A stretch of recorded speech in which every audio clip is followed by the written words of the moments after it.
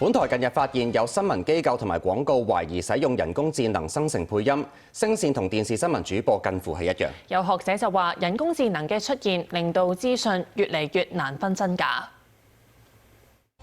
處理行政長官會同行政會議通過維護國家安全條例附屬法例，當局話立法列出禁地並唔係新事物。呢一段係無線電視新聞主播容家耀嘅報導，比較一下呢段廣告。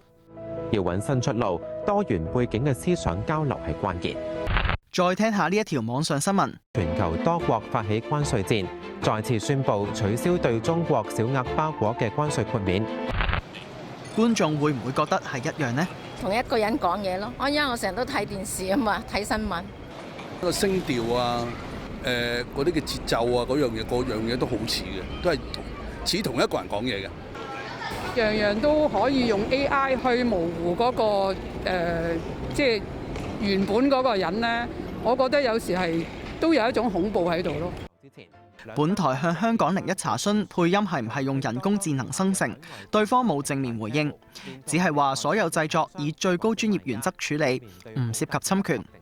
喺網上唔難發現有人工智能軟件，只要輸入文字就可以製作配音。大家好，我係容家耀，歡迎收睇無線新聞。亦都可以選擇專業女聲。大家好，我係周可欣，歡迎收睇無線新聞。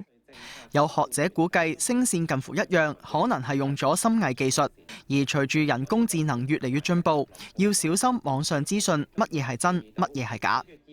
以前講話有圖有真相咁樣，咁其實而家都知道㗎啦，大家都有圖都未必係真相嚟嘅，而且一開始啦 AI 依然都會犯好多嘅一啲瑕疵嘅，咁但係其實而家發現咧，可能慢慢咧 AI 都會越嚟越成熟，咁都會越嚟越去分辨真假。知識產權署話，若果訓練生成式人工智能模型或者系統嘅時候，涉及未經授權複製他人版權作品，有可能構成侵犯版權，可以民事索償。有曾經被人盜用外貌行騙嘅立法會議員話，香港冇肖像權同埋聲音權，版權條例未必涵蓋。版權條例咧就冇保障嘅，佢係主要係話錄咗嘅影像或者係錄音。就係受版權條例保障。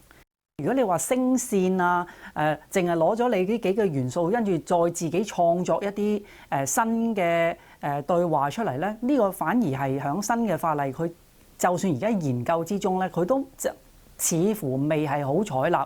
容海恩建議政府長遠考慮就肖像權同埋聲音權制定法律框架，更好咁樣保障個人同埋版權持有人。無線電視記者林俊天報道。